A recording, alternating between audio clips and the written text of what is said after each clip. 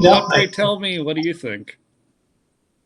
well, for one thing, my camera just kind of screwed up on me here. But yeah, you know what? Uh, we're done with it too. Pretty much the majority of people I talk to and share with are basically mega people. I mean, I said before quite some time ago that it's a big movement. It's not just that Trump himself, although he is spearheading it or leading it right now today, but it does indeed go back to the days of Reagan, and we've talked about this before. He's just carrying on a very good policy movement, and I think the policy's dead on with everything he's talked about. Getting rid of NATO, getting rid of United Nations first and foremost. That's the primary thing that's directing most of our government and yours. Because let's face it, Kamala's not running anything. We all know that. Everybody knows that. They're not fooling or kidding anyone. So this is what we have to deal with first. I think Trump will, day one, deal with that. If you ask me, correct me if I'm wrong. What are your thoughts just on that alone? Well, you said you believe the United Nations is running the policy in America, or is it really maybe America under progressivism is running the policy and using the United Nations is the de facto way of doing it, and we need to look at that. Yeah, precisely. Uh, Now, I don't know where. I'm first of all, when Trump gets in, because he's got to get in, I'm sure he'll back us. Now, remember, the if you want to call it the Biden administration, which who knows where that is today. I'm sure the Trump administration will back us as the MAGA movement goes through Canada more than what the Biden movement did. We remember the days of the, protests and the chartered convoy. It was pro communist or socialist, and Biden backed the whole thing from the give, send, go thing we're talking about, and the other one as well, which I can't even remember the name of it, but it was yeah, GoFundMe, Give, Send, that's Go, it. both Yeah. of them, right? Yeah, couldn't think of that. But if we had, Trump on our side or the administration more behind us than the other communist socialist, administration like Biden's so fond of, because we're pretty much in love with China, our government today, and I don't know why or how that came, but got to get rid of that. And I think that our first move starts with the Trump administration. Once he's in, I'm thinking we're a lot more freer to do what we want in the direction we want to go in, regardless of the Trudeau thoughts and UN-backed policies. We'll be much better off. So we have to start with him first. Agreed. So yeah, and I think that's true, but there's a lot of background. First podcast for us both together for everyone that is going to be watching this later. It's recorded. Edward and I do know each other very well. We've also had the conversation of, hey, look, to the people that come in from Ireland into our spaces or into other places where we host things, and say you have to tell the Americans you have to vote for Trump or we're all screwed. We agree with you, but you also have to do something yourself with your own government. You went to a populist point, and you kind of screwed yourself in the way that America has slowly screwed itself. We're trying to take ours back. We can't come take care of you right away. Do we want to help? Yes, but we can't. You've got to be doing the same thing we're doing here in America, right, Edward? You got to be That's right. pushing the battle. Correct. And yeah, I realize it's going to take time to get geared up and everything. I know we all know that, so it's not going to be right away quick or anything. What happened there? I gotcha. I hit a wrong button here, and here I am out in the middle of nowhere. You still with me? I gotcha. I can hear you. Can you see? I can see. All right. Yeah, you're doing fine. Well, but let's get back into No, actually, I want to stick on your topic for a second. Trump needs to win, right? Trump needs to win. If he doesn't win, I do. The West has fallen. It's awful. It really is. And what we're looking at 100 years of communism because you're not going to be able to. It's going to take that long to correct the thing and to get rid of it. And I'm not trying to talk about anything. This is a different social media platform than X. I'm not trying to talk about anything when it comes to people making actions, things like that. But once you fall, you can't get yourself out of it without doing some certain actions, and it will take a long time, and maybe 100 years might be a little too much, but it will take a long time for the West to realize that they've just been captured by communism and socialism and Marxism, all wrapped up in a bow, right? Yeah, Uh, and here we are. And once they realize that, then they will start to dig their way out. But they don't even know they're there yet. We've got people voting themselves into it, and it I know. started. I mean, we watched it in Germany. We watched it in France. Like the European Union is trying to force Bolsonaro in Hungary to accept illegal immigrants, and he's telling them GFY, and he As he should should. because Yeah. he's country And first, right? The whole thing is take care of your country first, then we can look at other things. But yeah, if you look at everybody as this, what's the word they're using? Intersectionality. It doesn't work. They're different cultures.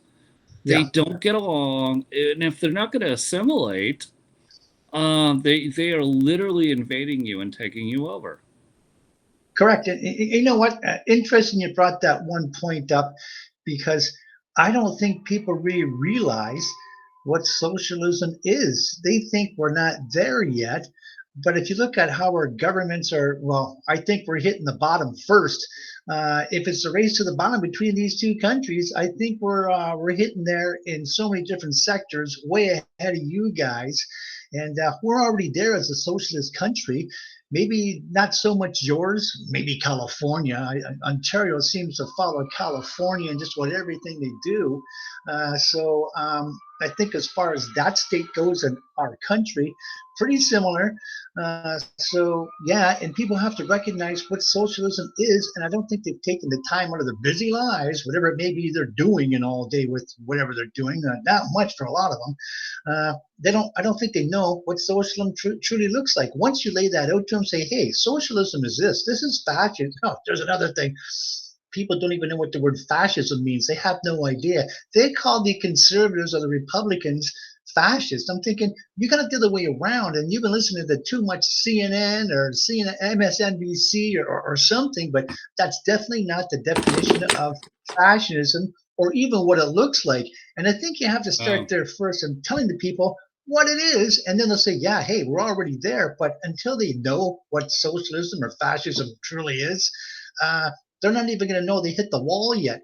And this is the biggest problem. I talk to a lot of people and they think, well, we're not socialists. Well, how do you even know? You don't even know that yet because you don't even know what a free country looks like because you never were born in one. So if you're a Gen Y or something, you're lost. It's just going to be completely beyond you because they've been born in this system already socialist. So they wouldn't know any difference. This is the problem. So do you remember?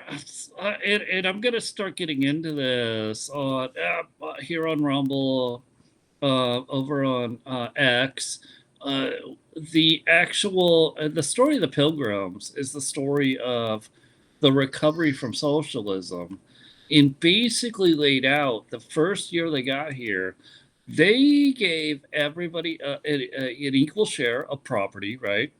And said we'll have a common store, and with that common store you can all right, like whatever goods we produce, you'll be able to go get from that store. And then there was literally a winter of death because people said, well, I'm going to be able to get my share from the store, I get one share. Everybody gets a share, one share under socialism. And so people didn't work. They didn't build out their land. I mean, they built a house with they all did that. So they built this all out, and then it comes to lots of people. We lost lots of lives. So and then they go the next year. They go, hey, listen, we're done with this. We're going to go to a actual capitalist society where you don't have to share your stuff with anybody. You can sell it to them. You don't have to deposit it in the store, whether it's corn or pig or cow beef. And then there's more to this story, but basically the whole premise was it only took them 1 year, the Pilgrims in the 1600s, to figure out that socialism equals death because nobody will survive. Yeah, People don't want to work if somebody else will do the work for them. If you incentivize them to work where they can make great profits, and that's a scary word. I know it's a scary word, but they will absolutely build giant empires, and everybody reaps the benefits of it. right. And I think going back to the Abraham Lincoln days and basically telling them, hey, that socialist attitude where you work so I can eat is I think sums it up pretty well. And that's what's been going on. They pretend that we need them so badly, but it's them who needs us, and people don't realize that. I think the reverse, for some reason, has seemed to caught on, and all of a sudden we think that we have to depend on the government, while in fact they're depending on us. It's our tax dollars that's paying for the whole thing. They don't realize that if there's no taxes being collected, there is no government Well, because no one's going to I'm stick just gonna around and time. freeze. I gotta time you out right there. Is that not the common store? Isn't that socialism? I mean, listen, Well, yeah, taxes are necessary, but overtaxing is socialism. yeah, and And you know giving what? it to somebody else Yeah, that's not working. I mean, right. listen, And I totally I get people are disabled. I get there's plenty of times where the government can be gifting to people, and the American people, the Canadian people, I believe would be totally okay with all of those things if it's for the right reason. But when you right, just give it away, and we were talking to somebody earlier today, right? That was saying, well, like he was trying to make the point that like they wouldn't vote for this. They're the minority here in the voting bloc, and they've been given this socialism, pseudo socialism, because we're still capitalist, right, pseudo socialism, and it's brought them to the, oh, of course I'm going to vote this way because I get whatever tax credit, or I get whatever this, or I get whatever this benefit, and so technically you don't actually end up paying taxes. And my argument back was, well, you paid taxes, you got it back. You still had to pay it. Yeah, well, you got yeah, it back. Cool for you. But there's a better way. What if you don't have to pay it at all? right. And you know what? It's just your money. Yeah, and I'm not even really looking at the income tax thing yet. I'm looking at the taxation from the base level. Whatever you buy, I don't care if it's a deck of playing cards to gas for your car, you're still paying tax as a citizen wherever you go. Yep. It's the unfair taxation without any representation whatsoever of where it's going, what it's being used for. Is this going to build a road, a community road, or a community center, or is it going over to another country for whatever reason we're doing that, which doesn't make any sense at all? And that's something that should be voted on first by the people. To say, yeah, I think they're in a bit of a pickle here, and they're going to help us out later on in X, Y, or Z or whatever. That would be fair, but just to send it around to wherever they want without our consideration or acceptance or vote or whatever, that's criminal. That's the unfair taxation I think that everybody clamors about and complains about today that we have to fix. And you know what? That's almost a socialist movement right there by just doing that without informing the people of where this new tax is going. That's ridiculous. It should be going to help our nations, not some European or Asian market that we have no interest in, and we shouldn't at this time anyway. So yeah, that's a crime, and I think we got to fix that too. Well, all right. Let me ask you about this. So, obviously, as a Canuck, you're in the same part of the world that I'm in. What do you think? Like, so with the Tea Party, we're talking about pence or pennies on the dollar of the tax, and now we're taxed at probably a level of about 47% of our income after Yeah, you put in the property tax. You put in, like, just pull up to the gas station. Yeah, I'm going to pay sales tax. I'm going to pay state excise tax. I'm going to pay federal excise tax. I'm going to pay a state road tax. right. Uh, and like, so now my gallon of gas that should be probably about 70 cents a gallon is $3 to, if you go to California, $7. I mean, like, if you look at the first, not the Tea Party movement of the 28s, 2010s, look at the original Tea Party. They were pissed off about 2 pence, which Well, a pence is it's a division of a cent. yeah. And yeah, taxes have gone up huge since those days to cover different, well, supposedly now, this is where the whole thing falls apart because why they say they need the money and the general public, Joe, Jill, they're not going to have a clue because they're not really paying attention, and we're not even given that information freely. That's all covered and hidden by, well, whatever government's in power. They're not telling you anything, and that's another reason why when they say total transparency, that's not true. They're not giving us total transparency. We all know that already. But I think whatever government does get in power, say Trump gets in, I do believe that, and even if Elon is with him by his side, getting rid of all this excess waste, I'm sure they'll be ready to disclose to everyone in the country where this money is going to and what's it being used for. They're not going to be afraid of that, like these other scoundrels that were picking our pockets and fleecing the flocks. That's what discerns me and I care about. I don't think they'll be so secretive about that. I think they'll just be full out disclosing of all the information where the money is going. That's where happiness comes from the public instead of this hidden scoundrel behavior that's been going on with these parliamentary and your uh, House of Commons, or that's our House of Commons Yeah. measures. You have Yeah. Congress. yeah, right. So this is what's going on. I think people would be overjoyed with that fact if we actually knew what was going on with our tax dollars, and then we can start reeling in the reins as far as the excess or the spending that goes on that's unnecessary.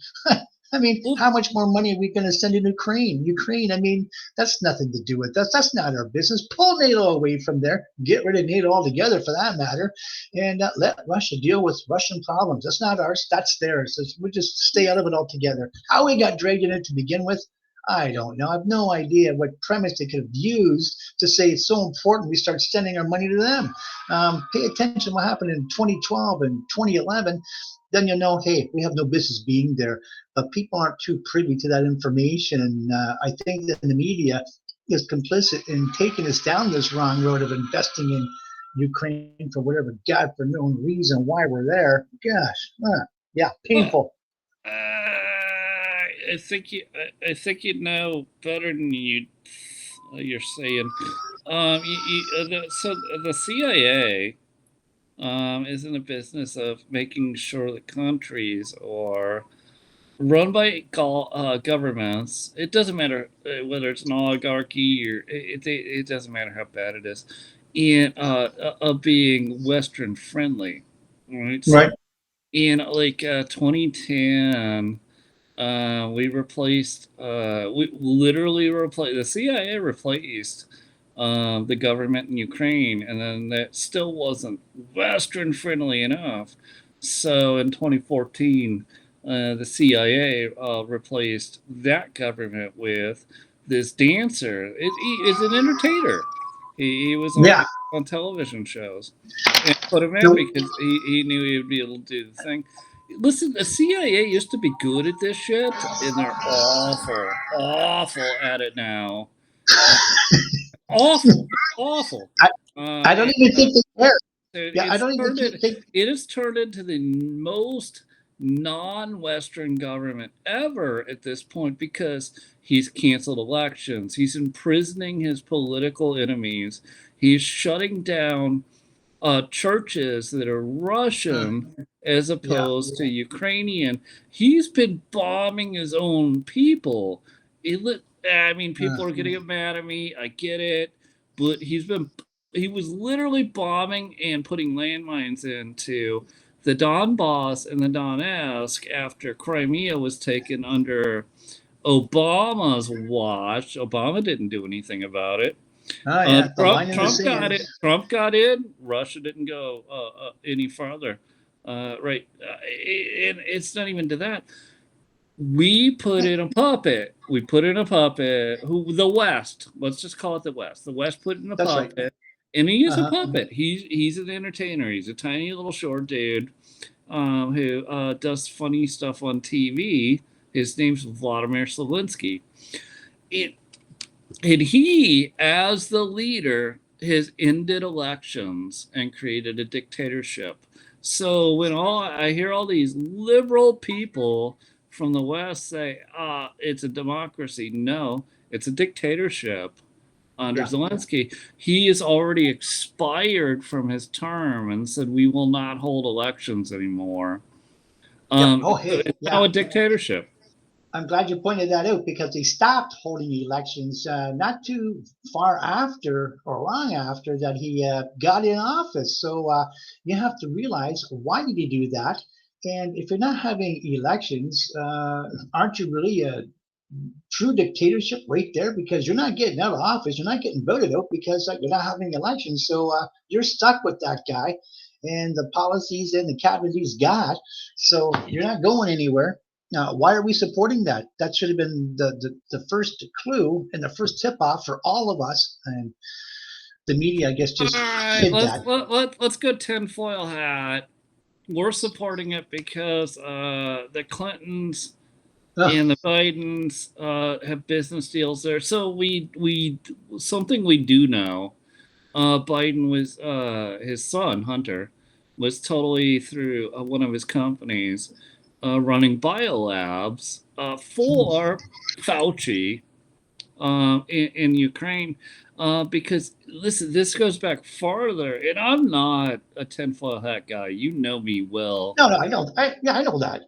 Yeah, Right. So this goes back to Obama when Fauci was running experiments, biolab experiments on gain of function. right. I'm not going to get too far out there, but gain of function. And Obama literally told him, "Dude, get that shit off our soil." You and he goes, "Okay, I can send it to two places, China and Ukraine," and he did.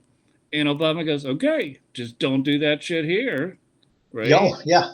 And I'm Hmm. not going like this is known information. I'm not going super crazy here. But one of the companies that Hunter was working for, whatever capital or whatever that was, right, was a heavy investor in those biolabs in Ukraine.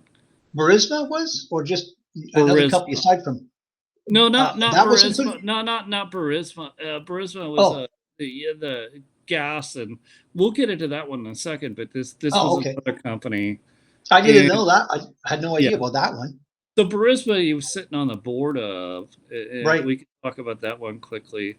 $80,000 a month income. That sounds pretty cool, right? I mean, I what? heard about. I Yeah. think I think people would like $80,000 a month income. I mean, I can't remember what the mean income is in the United States. I think it's I close don't to know, but 73 or 74 grand a year. not Yeah. 80 grand a month. No, you rake a large month and you're not doing anything for it. I mean, you're sitting on a board doing a few phone calls overseas, maybe make the Well, with occasional the, visit. you and Huh? I both know board of directors, and they if they get paid, they shouldn't get paid that $80,000 a month. A board of Yeah, directors works. They answer some emails and they do one meeting a month. right. So right, I mean, okay. So we're paying Joe Biden's son, right? Hunter Biden to do this. $80,000 a month from Burisma, in yeah, same country. Okay, he was a lawyer. I'll admit that he was a lawyer. He did all the tests. He did the things. What Yeah, value does he bring to a energy company? On the board of directors. Now, if you would have said they hired him to be a lawyer for international trade, he has no value there either. That's not the type of lawyer he was. What value did Hunter Biden provide for this $80,000 a month? yeah. That only has to. It can only be the connections that his dad has, of course, to the markets and maybe policy changes. But other than that, no value whatsoever. And yeah, the 80 grand, that's raking large. Considering, like you said, the median income for anybody in the West is way lower than that yearly. So yeah, absolutely no value whatsoever. The guy's never probably even stepped foot, into an oil or gas company, works, field, anything. So yeah, what experience? Nothing. We all know that. So yeah, another farce to go on. I didn't know anything about this other company that you spoke of. Or even what the name. I just heard about Burisma, and that was it. And some dealings in a company in China. That's all I know. All we're told. I don't know about anything else. Yeah. All right. Well, and look, I guess where I was going with the whole thing is so Hunter was the mule.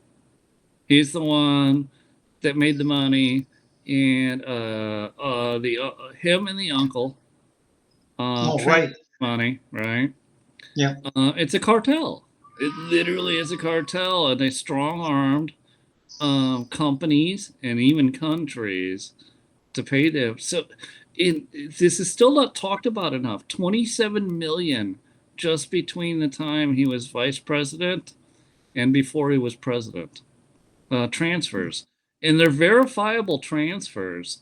Wow. You can't tell me that wasn't like total. Like they're holding the Bidens hostage for policy decisions because of the massive amounts of payments. Like 27 million just from vice president until president. I know. That's in such a short period of time. I mean, it didn't take years to amass. That's almost like within like what, 6 months? I mean, you're getting these payments. I mean, that's ridiculous. Even if it took a year. Yeah, it's huge, a boatload of money. So we know something underhanded is definitely going on there. What I don't know. No one gives the full story, but I got to say the whole thing started out with, funny enough, Bill Clinton back in the early 90s. And the deal he made when Russia was coming apart of the seams, and the NATO, and actually back then, NATO was thinking even being, or Russia was even thinking being become a part of NATO. That was Yes, something they were throwing around. And yes, with the agreements that Clinton had signed, they thought no need to. It's okay. We're not putting any bases up your way anyway, so it makes no difference or never mind. So everybody dropped and forgot about it. It was Bill Clinton that signed that and then reneged on it later on. And I forget what happened after then in history. I have to reread all that, but it wasn't until World Trade 2001 when that happened that Russia was all in, helping out and everything, and saying, "Yeah, we got to take care of these terrorists," and was involved in the whole thing. And then had a complete backstab, I think, well, 2 years later, and then things started coming, apparent that the U.S. was working in cahoots with different organizations. And then we get up to the Obama years, and that just, well, the whole thing went sideways after that with Obama, of course, because it's almost like he wanted to create war and division, almost making enemies with Russia, and going back to this Cold War days. And here we find ourselves today in this mess, and that was purposely done and orchestrated back going to 2008, 2009, 2010. And then you get to the supposed line in the sand from that Obama had talked about. I think that was 2012. I can't remember now, around there. Then we get to 2014. The whole thing, where we find ourselves today with policy and whatnot. I'd have to, I'd have to reread that whole thing, and that goes back to wow, a long time ago now. But yeah, it's all U.S. done with other entities, and I don't like how the whole thing came down either. So yeah, Russia's not the bad guy in this, Sean. I mean, They're not. I think many can see that. Not all, because everybody's saying, "Oh, it's Ukraine." No, I think you got it all wrong. You're gonna have to do a little more research and reading, because Russia's not the bad guy in this. So yeah, we'll have to look at No, that again. it's actually backward. It's not even Ukraine that's the bad guy in this. Yeah. Now, so Zelensky is the bad guy in this, but he was installed by the Yeah. United States. This was all of this came out of meddling by the United States. So, Well, the sorry, CIA, like you said, CIA was the originators of the whole thing. So yeah, they agreed. used to be really good at it. They're not. Yeah. They It's like Hollywood now. They're not even afraid to show you, how demonic they really are or diabolical. I mean, they're just out with it. They're not hiding anything anymore. They just don't care how sloppy they are because I guess they think maybe they got this big steal or cheat coming out. I don't know whether they're going to dominate the whole landscape. Who knows? But yeah, they're not even hiding that anymore. So that scares me. Oh, it's totally bothersome. Because this Hmm. is basically the same cabal. That's it's how we got into Ukraine. It's how we got into South Sudan. It's how we got into Iraq. It's how we got into Afghanistan. It's the same people meddling around in places. Hey, Wow. let's go here. Are the Islamic Muslims are they ever going to? So we're spreading democracy, right? We're going to go teach them democracy through our military might, and then eventually they will have to bow down to us and learn about democracy. Has that ever worked? Because I don't, Well, never You seen know it what work. really what really gets me is every country that the U.S. has been in and set up or reverse or set back on a decent track of, say, call it democracy. Why didn't the states set them up as a republic like the states are? Why not, a republic so that it's not just because a democracy is not really a democracy. I mean, there are different levels or creations of government, as Plato and Socrates would say, what 2,500 years ago, and the six different governments you can possibly have all comes down to three really, and there is no such thing as democracy. We already know that. So a republic is a constitutional republic is the best government you can have. We know that already. I mean, America's had it for how many centuries now, so we know it's the best way. Why wouldn't they set these countries up as that rather than these democratic, almost socialist, fascist countries that, well, much like Canada is. I mean, we have a constitution, it's a monarchy rather than Right. a republic. But anyways, that's how we are. And so yeah, they should have, I think, invested more time in setting them up as a kind of a similar setup as the states has, rather than just a democracy, whatever that could pop. You could define that word and use it however you want. A democracy is going to mean so much and so many different things to different people, which is why the Democrats throw that around so often. Their definition of democracy is nothing like mine or yours, be altogether different. It's a socialist society, and we all know the job of socialism is to bring in uh, communism. So that's its job. So why they would do that and call it that is beyond me. But Yeah, that I could go on for 2 hours on that dumb move, but yeah. Well, I listen. I think part of that's intentional too, right? But so the original intention was to make them at least pro-Western. And here's Well, where I'm going though. So you're gonna say I'm spreading democracy or I'm nation building. That was a thing we used no, yeah, in the 2010s and the 20s, the 2000s, right? So the whole idea was to make them pro-Western. It failed every time, and that's the point I was trying to get to, Edward. Is that listen, Iran, Afghanistan, Iraq, Saudi Arabia, Israel, and look, Israel. I'm a friend of them. That I want them to succeed, but do they want anything to do with being an American republic? No. Israel's probably the most successful non-republic, right? yeah, but Ever. that's a whole different system that and you know what, even our laws are still based on, how the Israelis live and and their whole presence. Our laws are still based off that. People would say international law really equates to Roman law, and to a certain extent that's very true, but it's more biblical than all that. So how they Yeah. have their, that's a whole different type of government than what the world is even used to seeing. So yeah, that's and they that's a whole mess. Remember we talked about populism, and you look at Yes. Israel today with all the different factions they have. Well, they're there, and how they make it work beyond me. Don't know. It'll never work in a country like mine. Well, we're almost there too. We're so divided in different.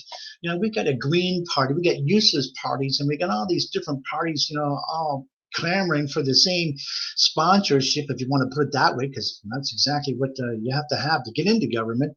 And it never works out in the end. It never does. And we already know the end is all of that. And it ends poorly. We know that. So it can be good for a certain amount of time, Right. but it has to get some foundation under it, like a constitution to stand by it, which many nations are just not going to have. So Well, that's the feelings. so you could have a constitution too, but you have to have. Listen, here's the difference between America and any other country that's ever existed on the planet since the Earth was young, is that the Oh, Constitution is literally restrictive to the government, oh, correct. as opposed to telling the citizens what they can do. And over the last 247, 8 years, we're getting really close to a centennial or bicentennial. Um, the government through it, you could call it the deep state. I'm just going to call it the non-elected people. Oh, yeah. Right. They have throughout, they didn't even legislate, they just created regulation. So the regulatory state, we can call them, that could be the fourth branch of government. We can argue with that. But they've created rules and penalties and fines that are not constitutional to what we have. This is the only constitution on the planet that is supposed to be restrictive with the government, and the government has basically been since the 1900s saying, "Go screw you! I don't care. I'm going to go back to a monarchy style, right, like type of government." Not no, hear me out. Not on that. Not with a king. With the elites get to Oh, choose things. yeah. Well, same thing then, but yeah, okay. I get what you're meaning by that. Yeah, same thing. It's the yeah, it's the elites, not a king. The elites, Right. choose for you because we know better. And like Yeah. so, then you could go back to when you start looking at monarchical governments, right? I mean, go watch great movies like Braveheart and look what that dude was fighting, William Wallace, right? And then start looking at that and look at the timeline. That's when people started fleeing, getting in 30-foot canoes and Yeah. going True. left on the map and arriving in either British Columbia or New England. Yep, perfect. Exactly. And you know what? We ran away from Europe to get away from what we're kind of inviting back in again. I'm thinking, why are we going back into what we ran away from? I've said that a couple times before in different places, and it's so true. And why we find comfort or solace in that is beyond me, because that's the whole thing, a reason why we ran away from all that. And here we are, right back to where we started from. And I find that absolutely corny, silly. But I don't think anybody's on the same page. They find that I have no idea why they put all Eh, their look, is the propaganda machine winning, or like oh, that's the I question? guess no, and it is, and I guess that's why they're thinking the way they do. There is no real sense of security in life. I mean, it's given falsely by these brain dead governments that we have or vote in, but there is no real. You make your own, really, and what's given you from above. But there is no such thing as security, and people are trying to think that yeah, if we just throw our lots in with this great government, well, no, that's not right because that's what we all ran away from because it gets so corrupt and so big, and then it starts dictating everything. Well, look at that religious battle we had from England, from the Catholics and the Protestants. Look at Ireland. Like they kicked out all the Protestants to Ireland, and they have the Catholics and the Protestants from fighting for I don't know how. And I don't even know if you remember the 70s with the IRA and what was going on there. And it was just, yeah. And so, that type of dictatorship that, well, that Since was since Queen the Mary. 1500s, Yeah, like it was a mess. everyone wants to go to 1776, but so since the 1400s would have been the Vikings, 1500s would have been the Presbyterians. Since the 1500s, people have been fleeing Western Europe to come to the new land, which would Ah, be Canada, Mexico, and the United States. right. Wherever their canoe fell because they're battling. Sometimes they were coming in the winter and they got 30-foot waves, Oh and they're gosh, doing that on a 30-foot canoe. couldn't Just imagine. I know. I seriously, they were that serious about fleeing to be able to just worship in the way they wanted to worship. They were Yeah. willing to go across an ocean to do it in a goddamn canoe. Yep. Which is like, I don't see, like, when people they're all yelling on the internet like, uh, go across the Atlantic on a canoe. Show me I how know. much. Show me how big your balls are, I, because I, I, I those guys and girls, families that crossed, they had a massive, giant balls. I So know. Nothing yeah, like you never see that. Well, I guess you could in some cultures, perhaps not many, but that's why they fought so hard too, because they knew what it took to get there and get set up. And a lot of people died. I mean, we had scurvy and all kinds of different things to contend with, because food and everything, especially in the wintertime, was rough. You had to be prepared for it. England and France don't have winters like North America. I mean, let's face it. I mean, it's just cold and wet. You can get through that and still grow food and have food.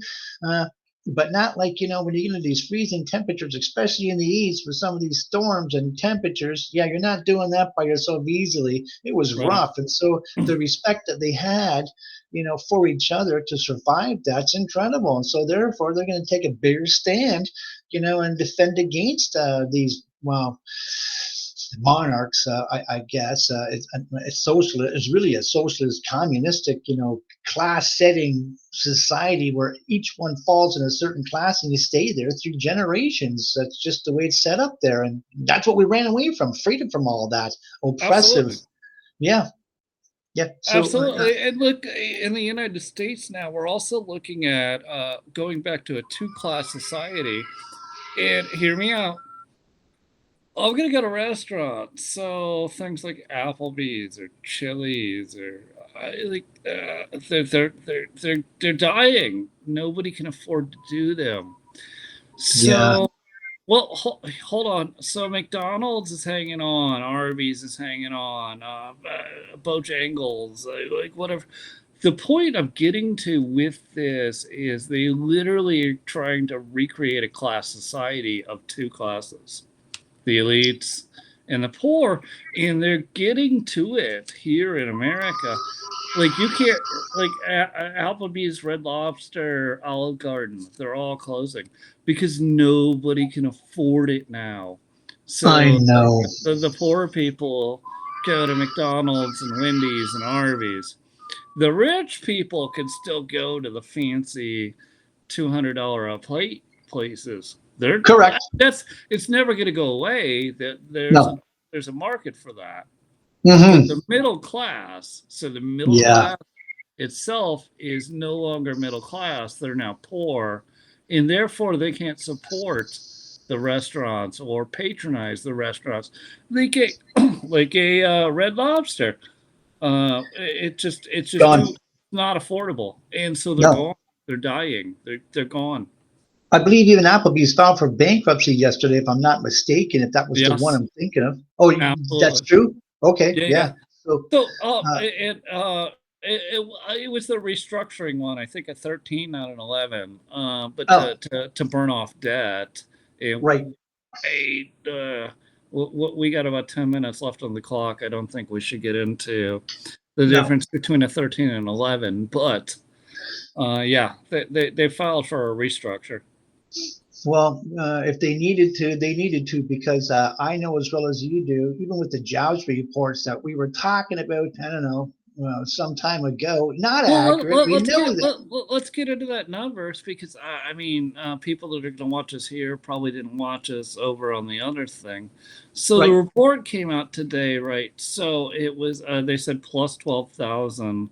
They were expecting 100,000, but it was 28,000 lost in the public sector. That's the report. They are always revised down. It's going to be more than that. How did Yep. they counteract that? They increased federal government jobs by 40,000 to make it plus 12,000. See, the economy's still growing. No, no, no, no, no, no, no. The actual economy is shrinking, I, and you're yeah. counteracting that with hiring them to the federal government in whatever position that is. And, And no, no, the government it is not something that can move economic indicators. It just creates more debt and creates more mhm, inflation. You've been losing jobs the entire time, Harris and Biden, and yeah. replacing them with government jobs. We're not fooled. That's true. And hey, lost another 45,000 manufacturing jobs to last month alone. So this is why. And when Trump says, to bring manufacturing back to America, that's a good thing. Yeah, and we've been losing too much. Well, the supply chain's broken. That's just a comedy of errors today. Getting back to American-made goods or the West, even in Canada here. Well, there's a lot of American companies up here and Canadian down there. So I mean, who knows which is which? But who cares? The West is still, manufacturing. Period. Back into the West and forget the Asian markets as far as that goes. I think we're going to do much better, and we don't have that same supply. Hey, the last I, 100 I years. I actually don't know your opinion about this, and that's a good point. But I don't know your opinion about this. Using tariffs as a tactic and not as a policy.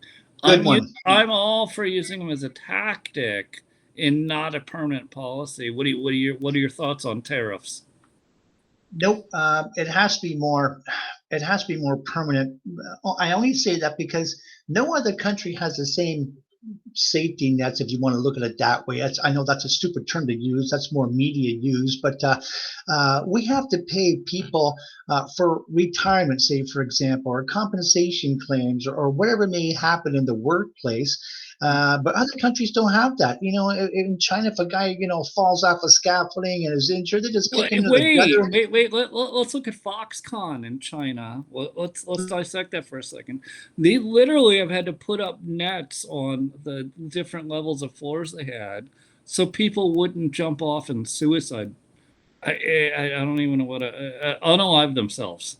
I don't know what the rules are here. And so we're looking at, yeah, they like Foxconn had to put up measures to keep people from like literally getting themselves unalived. It's insane.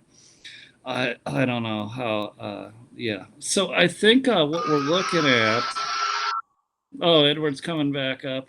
So I think what we're looking at, Edward.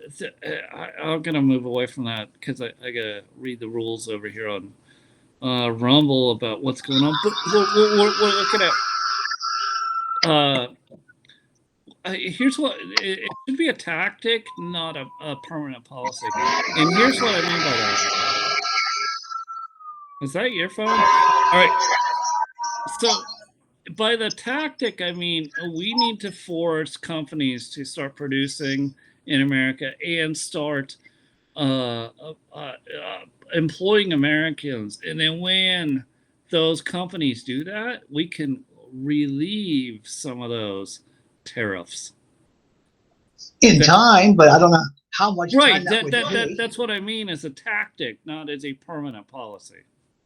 Right, right. Yeah, you can't say pretty much anything's permanent in any economy, but yeah, just for the foreseeable future until there's more money made back. And what I mean that is instead of the rest of the world taking money off us all the time, it's about time we get money coming back this way.